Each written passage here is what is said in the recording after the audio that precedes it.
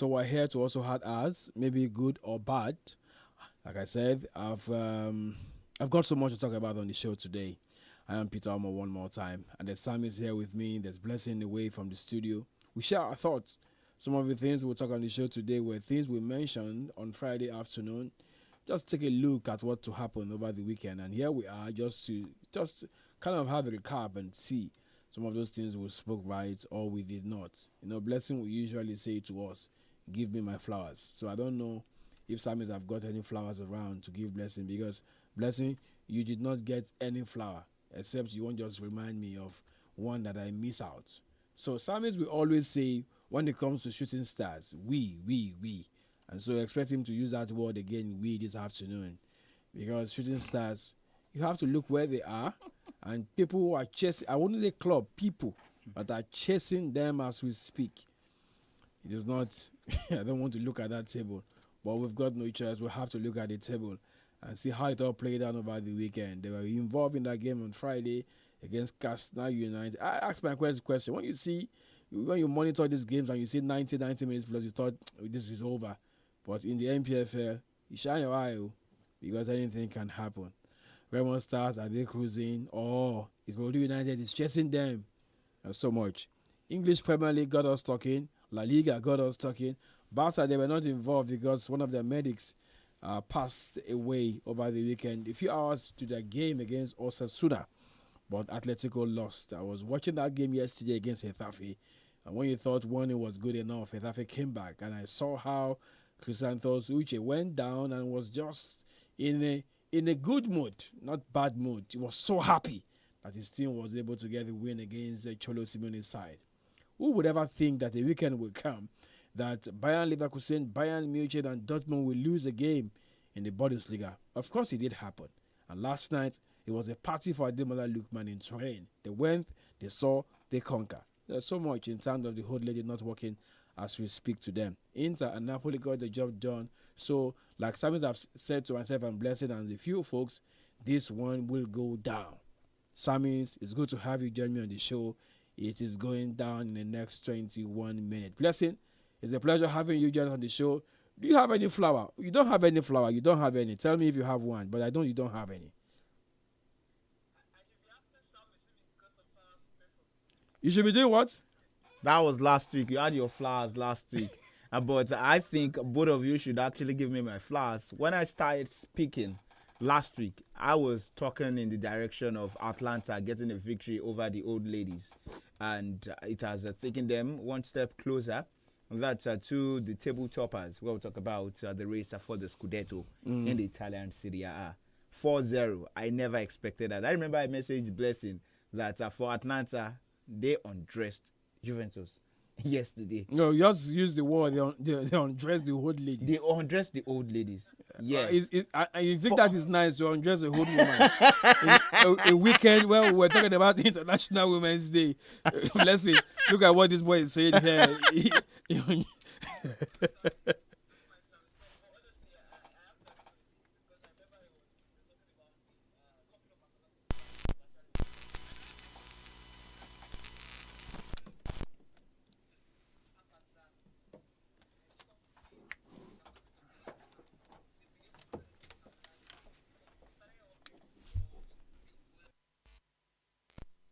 Best defense. I thought they had already become quite close to the top of the table because they could start seeing the title dreams also in their purview.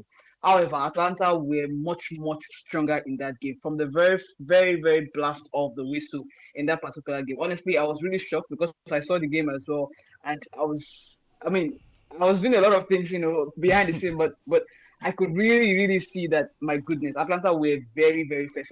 But I thought it was a good was also from Atalanta because I know going into that game they had a series of draws, some results not actually going well, and again the results from the other big teams also working in their favor. I know Napoli won this weekend, but upper weekend they had lost. So all of those things were just really working right for them, and they needed to take their chance, and they did that. But away from Italy, did you guys see what happened in Spain? Barcelona not playing, and who would have thought that Atletico Madrid would be losing to Getafe and Real Madrid taking the advantage in the process? Okay, so hold on. We'll come to that point where we'll go to Spain. I want to just stay a little bit with Italy. Who also would have thought that Monza would take a 2-goal lead against Inter Milan in the first 45, even though Anatovic was able to equalize before the halftime, and then they came back second half to win by 3-2. Monza has always been a thorn on the flesh of the Milan side, both AC and Inter, because Galliani, who is the president of Monza at a point in time, was the president of AC Milan, so you understand how these two Milan sides work.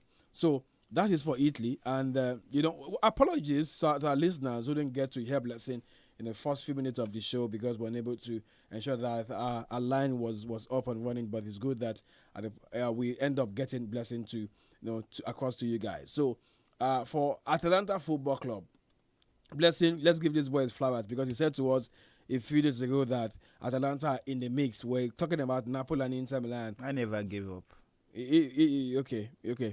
We said you never gave up. Because of the Ademola Lookman factor, I guess. That's why Sam. No, you look at how Atlanta they've been on the rise for the past three seasons. Hold on to that thought because I thought you guys were going to talk about that penalty that Atalanta had in that game, and I was just watching to see. With Demola Baba pick the ball or with the usual one they say is a specialist in taking penalty. No, come on. Yes, learned his lessons. Come on. But after the game, the coach, that's Gasperini, he made a statement saying Ademola Lookman also is going to be privileged to take on the captain armband. Okay. That's in upcoming games, so we'll see how just to settle the whole thing about it. Yeah. So, Blessing, you spoke about the La Liga, but we'll get to the MPFL. Yeah. I thought we were going to start with the MPFL, but you guys jump on the European scene quickly. You spoke about La Liga, how Barca were not playing that game on Saturday nights when we all sit there to watch the game, and then the news came that the medics, one of the doctors of the side, passed on, and so it was fair for the game to be called off. But yesterday, it was all about the Madrid side, Getafe against Atletico, and Brea against Vallecano. Yeah, but start Blessing with the game between Getafe. I thought that Atletico in the first 45 were not even at their best against Getafe. Yeah, I mean, and it was really surprising for a team that was coming up of the back of a was it 1-0 or 2-0 victory over Athletic Bilbao, and then went to. They played the Copa del Rey against Barcelona. It was an eventful 4-4 or 3-3 draw. 4-4. So I 4-4 exactly. So I thought they had like they had the juices going. They had the confidence going for them following those games. And then the fact that they were able to mastermind a very, very effective and efficient victory in terms of the purpose to give them some sort of confidence coming to that game. But then again, you look at teams that are like in the lower rung of the ladder on the table, and you can always understand why there's some level of fight from those teams. Because number one, you do not want to get relegated. You do not want to be mixed in the conversation to begin with. You don't want to be molded in that conversation. So you want to, anywhere you can pick points, you can actually get to pick points. And I thought that was what Getafe did. Although it was really surprising that Atletico Madrid would fall away from home in that situation, knowing how very tight the fight for the top of the table is at the moment. Again, it was disappointing from their end, but maybe they've got a part of their mind on the upcoming Champions League fixture against Real Madrid. Perhaps that's what they also have their minds on. Maybe that's what, I don't want to call it a distraction, but again, Getafe will be very proud that they were able to mastermind that victory over them, and Real Madrid as well. But bless you, before you leave Atletico Madrid, I think for a Diego Simeone side that we know quite well, 2 minutes is actually a lot for a side to turn the game on its head and get a victory over Atletico de Madrid. Yes, I understand that Correa got the red card, but in 2 minutes, the game. Especially when you consider that they have very effective strikers in Alexander Solo, who was brought in to replace. I'm trying to remember the name. Anton Griezmann, Julian Alvarez. Julian Alvarez. Yeah, I was even trying to remember who Alexander Solo replaced. But again, Rodrigo de Paul. But again, again, you have Julian Alvarez, who has been in a very, very fine form since the start of the season. So you'd expect that for a team that is the best or was the best, I think they are still the best in terms of defensive output in the league. They've also been able to match in a way with their attacking output with Alexander Solos, with the option of Griezmann, with the option of Julian Alvarez, who have found a way to fit in perfectly alongside each other, you'd expect that maybe something should have been different. And yes, I agree. 2 minutes is a lot for another a Diego Simeone team. But again, football sometimes it is just so unexplainable. And I don't want to jump away from La Liga now to Bundesliga because I would have said it's also unexplainable as to what happened over the course of the weekend with the big teams losing. Exactly. So these things happen sometimes.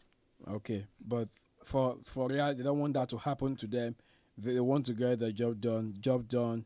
Kylian Mbappe and Vinicius Junior got them the goal. 2-1 first half, 2-1 full time.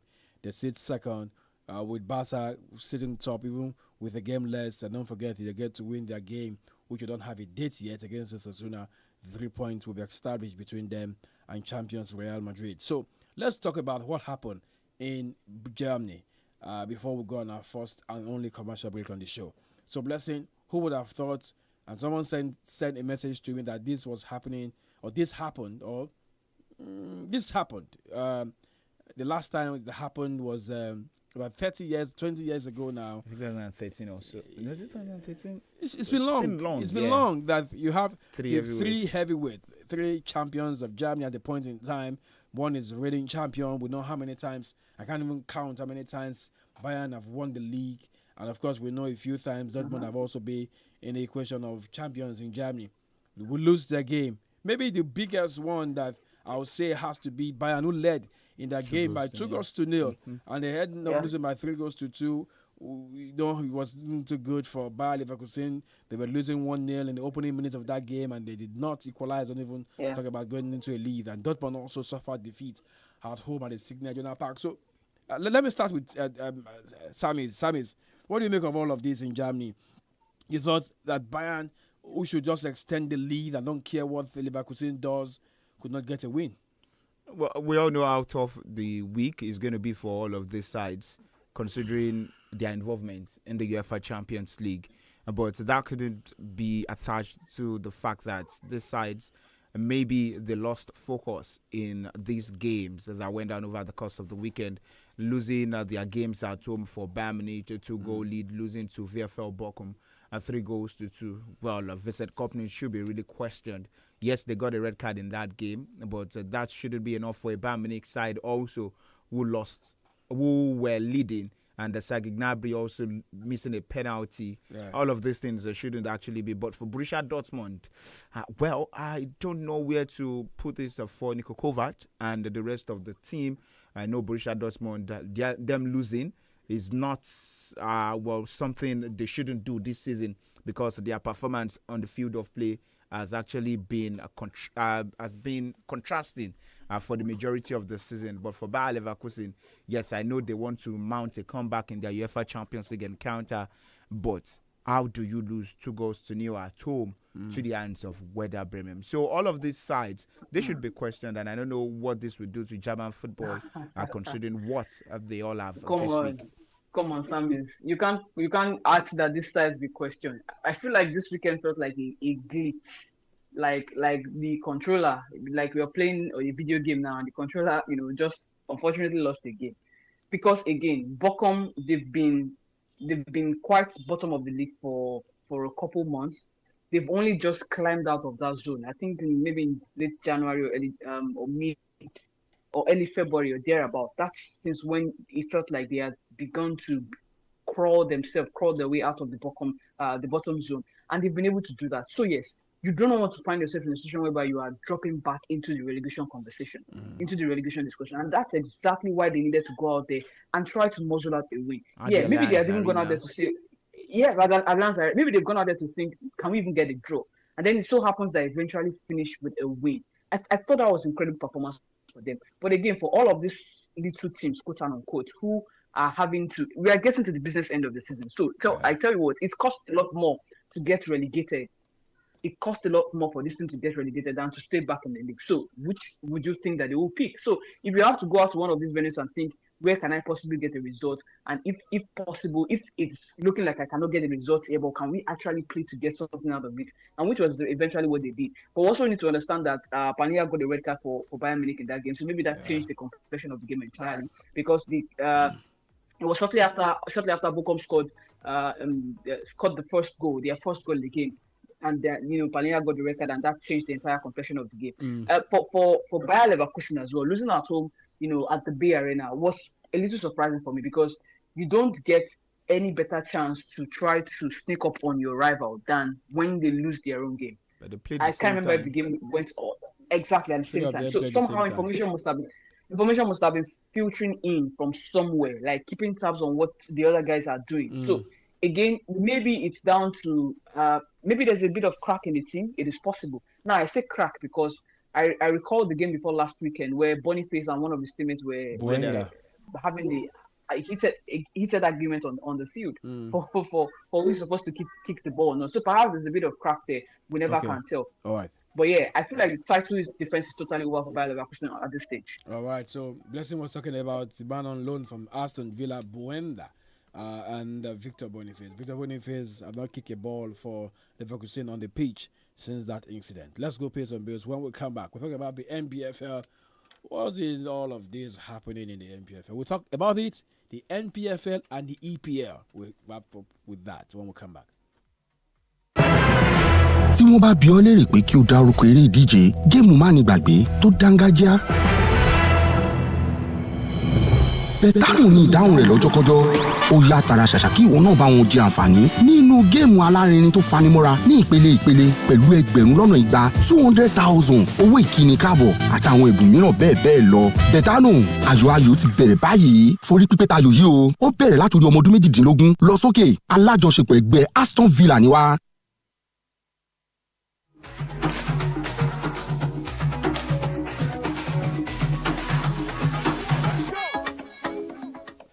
So Salam, is just telling SAMIES that he should be careful of not saying what is not because he's in charge of the studio.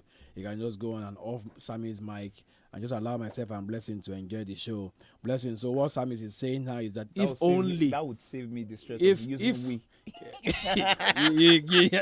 Blessing, did you hear that? Save him the set. You're going to say we today. You can't. There's no way you're going to escape it. You have to use the word we. You're going to use the word we.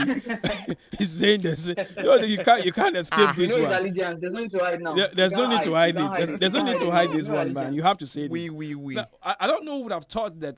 Yeah, he was talking off the mic, and that was when Salam was telling him to be careful. As Badon.